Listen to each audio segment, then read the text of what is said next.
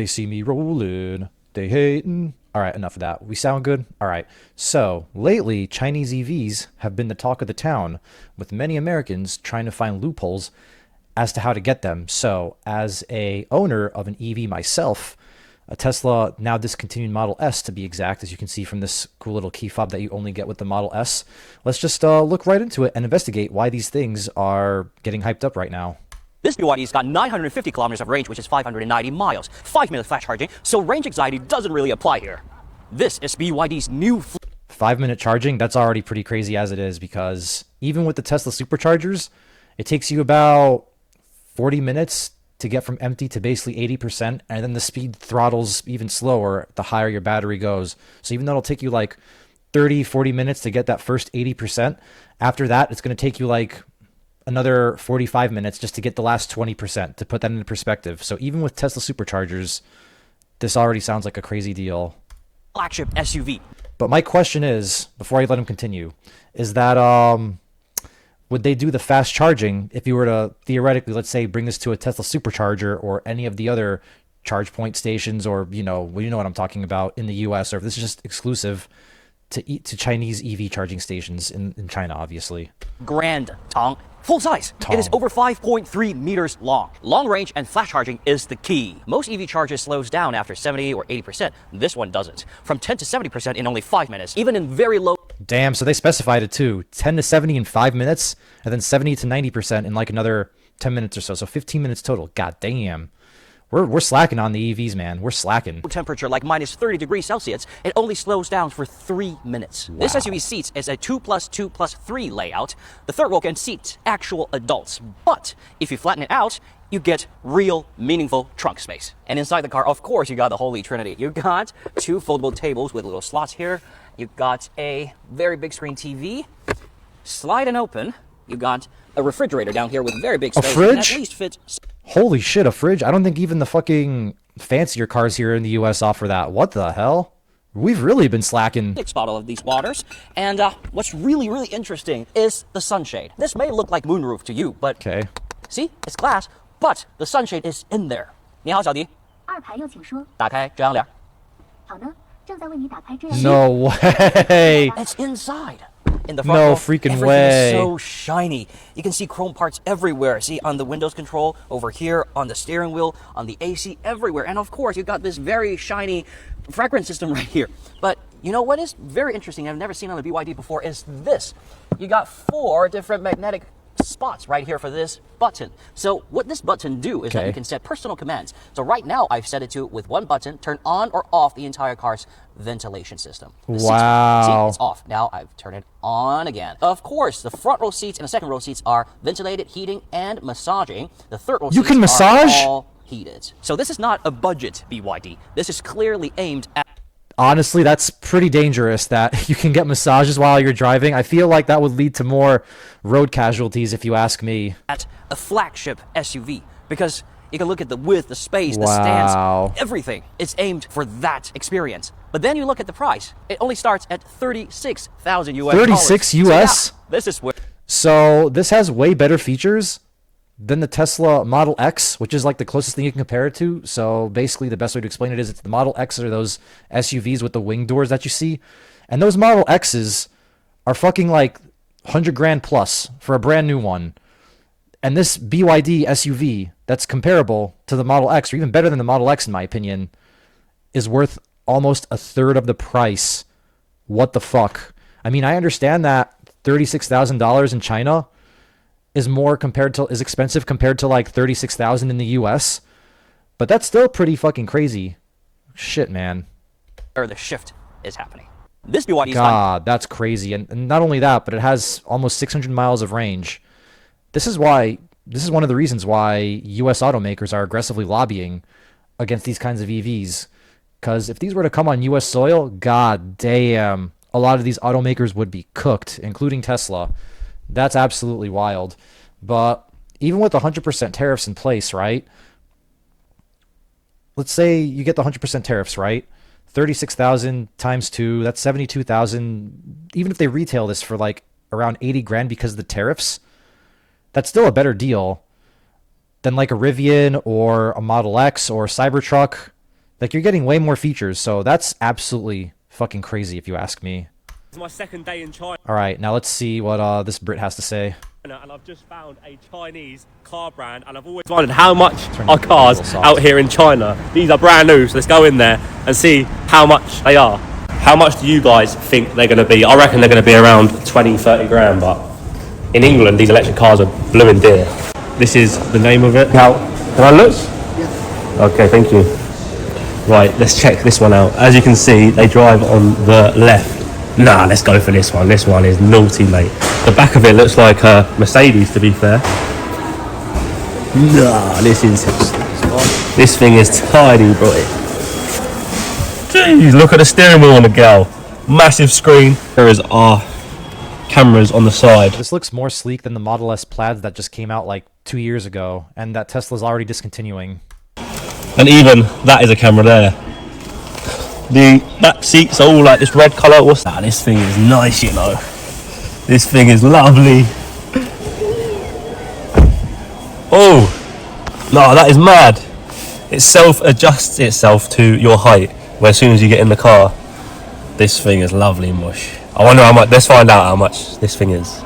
As you can see, it's got it looks like a fully glass roof. Full Alcantara. It's not quite my caddy though, is it? Ain't quite the Shaggy. Well, how'd you get out of here? I think I'm stuck. Self-open doors, that is mad. How much? How much? Yeah. I can show you. He's going to show me how much this thing is. This thing's Probably lovely. 30 grand. 160, guys, it's 29 grand English for that. That is unbelievable. So he said 20, it converts to about 29 grand in pounds. That's like, yeah, low 30s in US dollars. That's crazy. But as much as I want to, say that this is a steal compared to what you get in the US, you also have to keep in mind that $32,000 in China is different than $32,000 in the US. It's harder for Chinese people to get $32,000 in their country than it is to get $32,000 in the US. But again, even if you had the tariffs and you adjust for US purchasing power or whatever, 60 to 70 grand could be okay. Could be okay. Not perfect, but could be okay. But man, if this were to come on the US market for like even $40,000, that would be crazy as shit, considering that you see a lot of piece of shit gas cars for like around 30, 40 in the States now. The thing's small. Thank you. God damn. That is unbelievable. That's probably like the highest spec as well. So I'm assuming that one's probably 20 grand. Wow. These Which, if he's talking about in pounds, that would translate to like low 20s in the US dollars, which is still crazy. cars are mad cheap out here. It's my second day in. All right. This is why BYD All right, let's see what this is. This is the same guy from the first video. are not allowed in America, because if they were, it would destroy their car market, and this is why. BYD did something completely different. They didn't just build one new car. They created an entire new lineup called Formula. One platform, They look like fucking Lambos and Ferraris. What the hell? a smaller sedan, a full-size luxury sedan, a shooting brake that is about to meet us, and a concept supercar. You can say they're all the same car, but with different identities. Name me one brand that is other than Chinese who does this. Low, wide, aggressive. This one doesn't look like a typical BYD, because it's not. And they take it further. This is their concept supercar, way. the Formula X. 80% of it is production ready. Active aero, This looks like carbon Ferrari. body, full-on supercar. Look at that long nose, the long L113, which is from the center of the wheel to the pedal.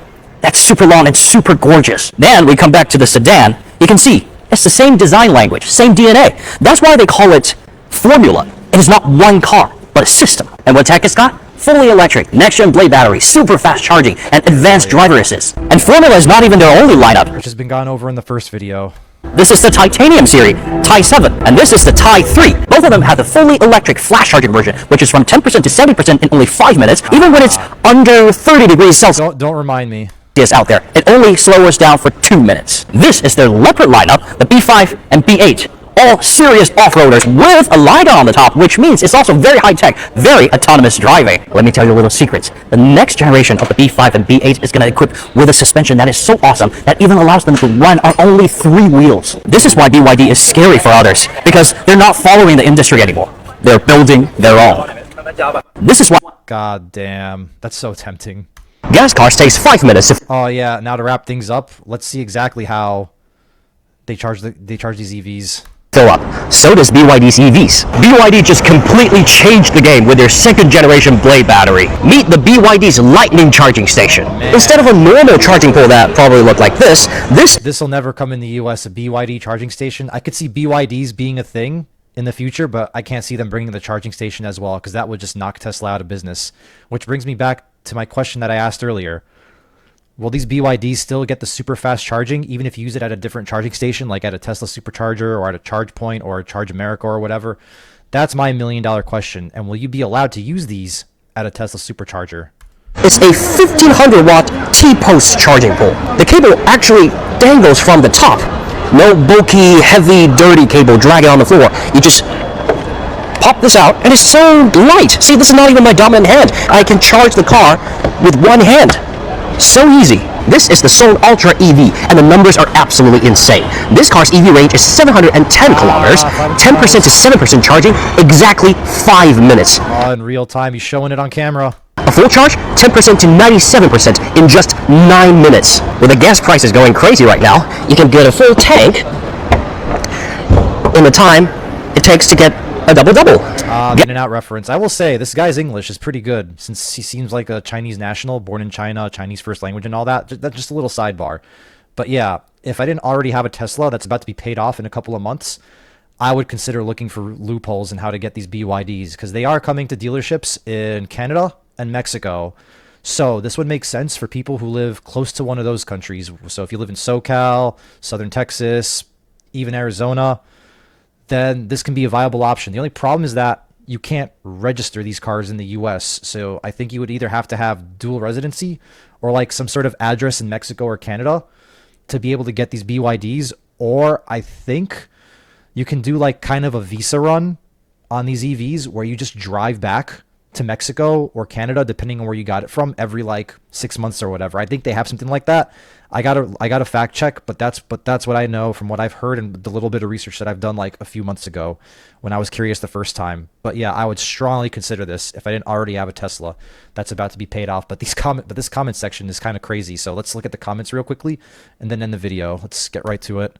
So yeah, unfortunately, the US won't let us have this. Obviously, that's why they're lobbying aggressively against these kinds of cars, is because if they were to come on US soil, this would destroy a lot of auto manufacturers, since a lot of auto manufacturers, even the ones that originally made gas cars, are starting to make a push towards electric vehicles. But yeah, this would completely foil their plans. But yeah, let's look at the sub comments. Yeah, we'll bankrupt. Yup. Yeah, it would. But that's the thing too, right? Is that it wouldn't necessarily destroy the US car market if these US car makers just did a better job. Like, I feel like they should bring these into the US, because then it would incentivize them to fix their fucking shit and make better products. But yeah, Tesla's falling so far behind BYD. Yup. I agree. As a Tesla owner myself, and I like my Tesla. I have no complaints about it, aside from Elon Musk being like a fucking lunatic these days. But aside from that, I have no complaints about the actual product itself. But yeah, like I said, if I didn't have a Tesla, I would be looking into these loopholes. As someone that lives in Los Angeles, so not too far from Tijuana, this would be a viable option for someone like me. And if you're in San Diego, oh God, forget it. You guys have it made. You can get these BYDs easily and just drive back and forth into Mexico every couple of months or whatever to renew your clock, so to speak. Gas cars taste. But yeah, so that's about it. I'll catch you on the next one.